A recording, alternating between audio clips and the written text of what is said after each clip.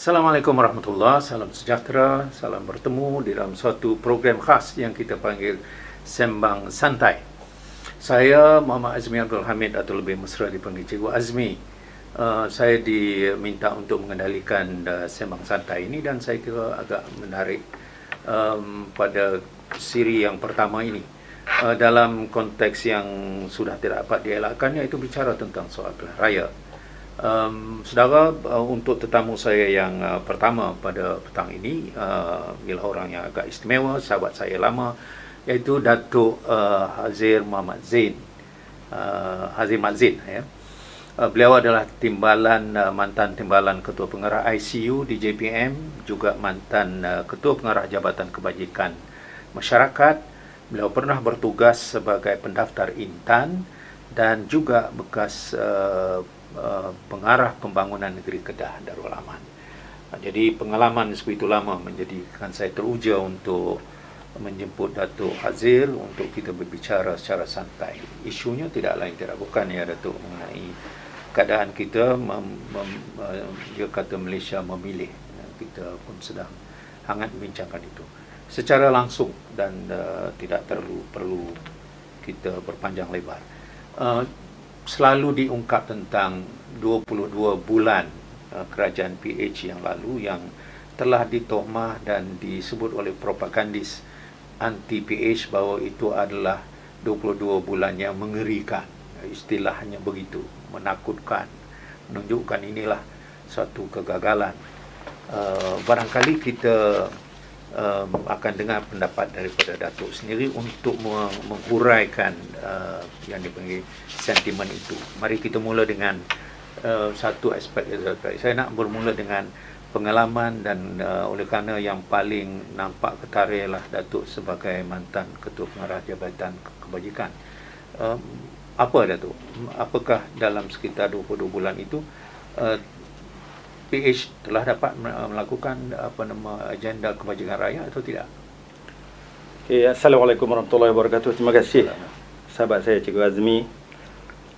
Sebelum saya respon, mungkin saya tak boleh menjawab sebab dalam soalan tu ada banyak benda sebenarnya.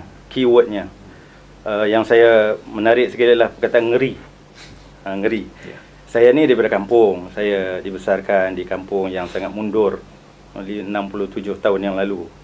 Jadi memang saya kadang-kadang saya ngeri lalu pada jalan tu. Saya tengok pokok besar, saya ngeri. Dia orang kata ada hantu. Ngeri saya. Tapi saya tak pernah nampak hantu tu. Jadi bila ada pemimpin politik, saya tengok, saya baca dalam surat khabar baru ni, dia kata dia ngeri dengan pengalaman 22 tahun.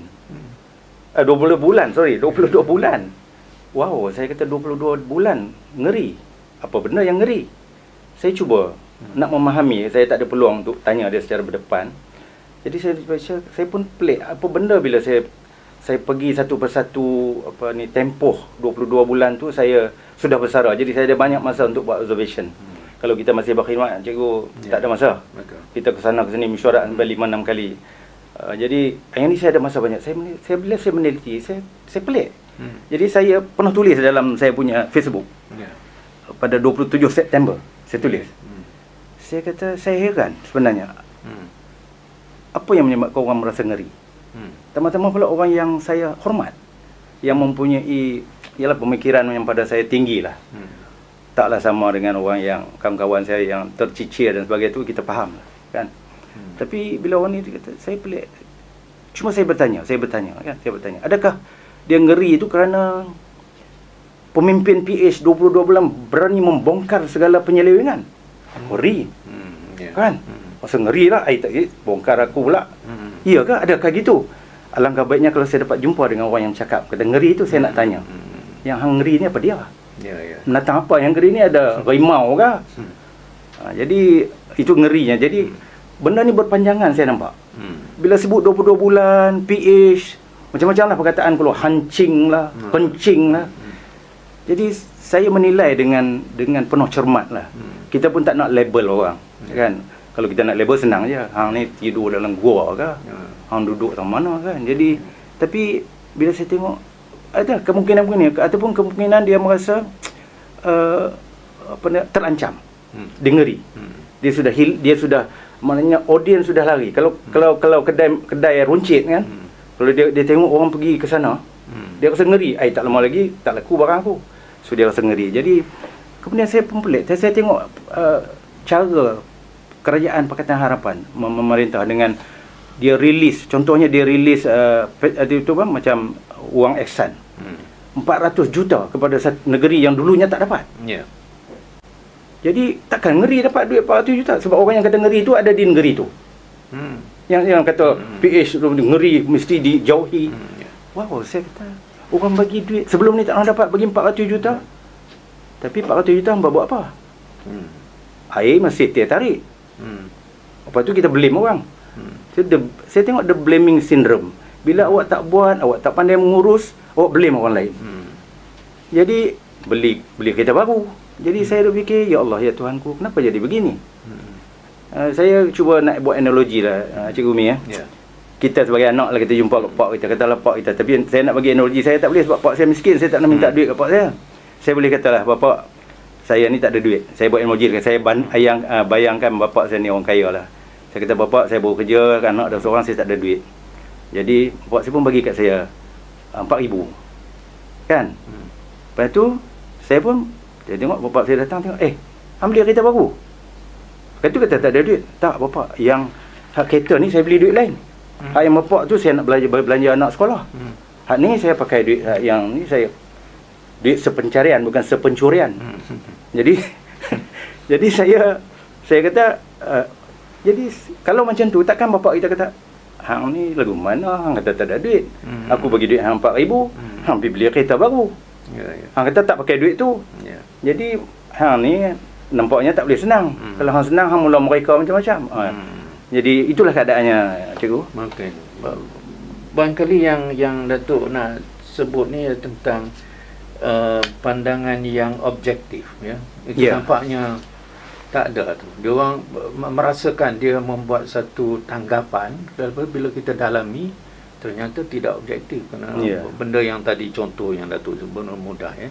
Ketika mana dah ada bagi 400 juta, kemudian tu nampaknya tidak berlaku yang sepatutnya. Tapi dia sebut ngeri, 22 bulan tu ngeri, tapi dia dapat duit tu. Jadi isunya Datuk ialah bagaimana kita nak menilai kerajaan 22 bulan PH itu secara objektif. Apa yang harus dipikirkan oleh khalayak ramai? Ya, saya melihat ada satu sindrom lah.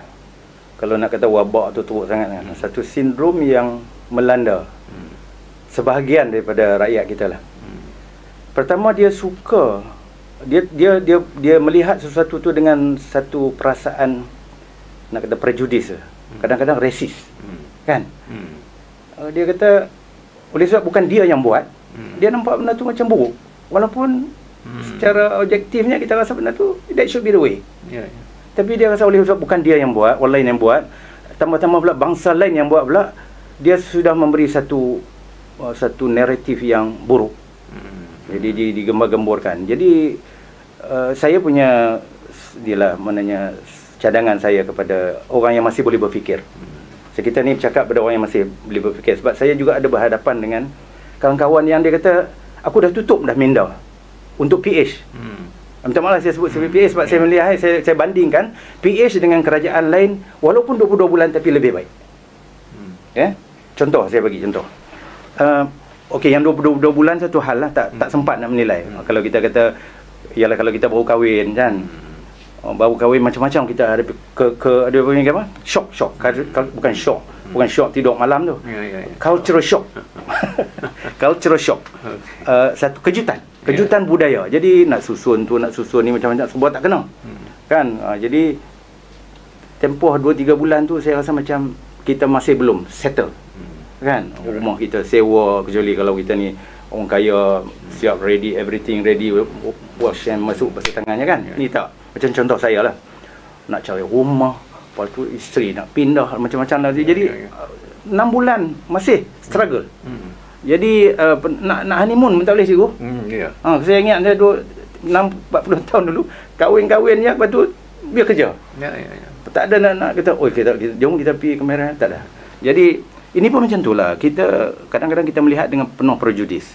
Jadi kalau pak mentua kita prejudis, dia suruh cerai anak dia. Kan? Hang ni angkat sumpah tu makna aku serah semua kan. Kan? Tapi hang tengok kereta apa tak ada lagi duk naik bas kan. Aku ingatkan hang boleh ni buat balik sini. Bapak tunggu jap bapak, saya tengah set ni kan, belum lagi ni. Baru dapat pindah baru ni macam-macam anak ni kan. TI baru dapat TI rumah pak. Kan bantai 2 biji kami 2 dah. Tikam getah lah. Jadi kita mesti berlaku adil. Berlaku adil. Of course kita tak katalah perfect. Banyak ada good, the bad and the good, the ugly ada. Jangan kita nak kata mensucikan satu golongan yang menyebelahi kita ataupun yang kita sokong. Oleh sebab dia tu sokong kita kata bagus semua. No, saya tidak begitu. Saya kritikal. Saya diajar untuk berfikir secara kritikal, critical thinking, apply even kepada kehidupan rumah tangga. Jangan kita complacent. Kita mesti tanya kenapa jadi begitu. Mana kita nak kata kepada sesuatu kepada sesiapa ahli keluarga kita kata mesti ada bukti. Jangan jumpa orang tepi jalan, tadi bini hang beli gelang kan, duit mana tahu. Kita pun terbalik terus marah. Bayangkan kalau itu senario kita berumah tangga. Apa lagi kalau kita bernegara, bernegeri kan. Jadi saya to be fair cikgu pertama kena dapat fakta. Fakta. Masalah kita ni kita tak berapa seronok nak cari fakta. Mungkin sebab menyusahkan ataupun mungkin tradisi kebiasaan kita bukan begitu. Kita ni kalau kat sekolah tu kita hafal, kita muntahkan, lepas tu dapat A.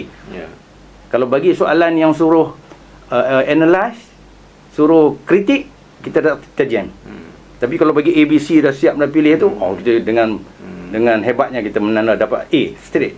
Tapi cuba soalan-soalan yang berbentuk analisis, analytical, ada masalah. So cari fakta. Dan kita buat analisis dengan tenang. Dengan tenang. Jadi buangkan sentimen. Sentimen tak kisahlah sentimen apa pun. Kenegerian. Macam-macam sentimen kita ni cikgu. Kenegerian, kebangsaan, keturunan, macam-macam sentimen. Buang sentimen tu. Kita menilai coba faktanya banding, buat perbandingan. And then kita patutnya selalu melihat room for improvement. The largest room in the world is room for improvement. Jangan kita duduk berkeli dalam room yang sempit tu. Kan? So ruang untuk terima kritik. Panggil orang kritik kita. Kan? That is the way we move forward. Actually. Sangat menarik ni Datuk.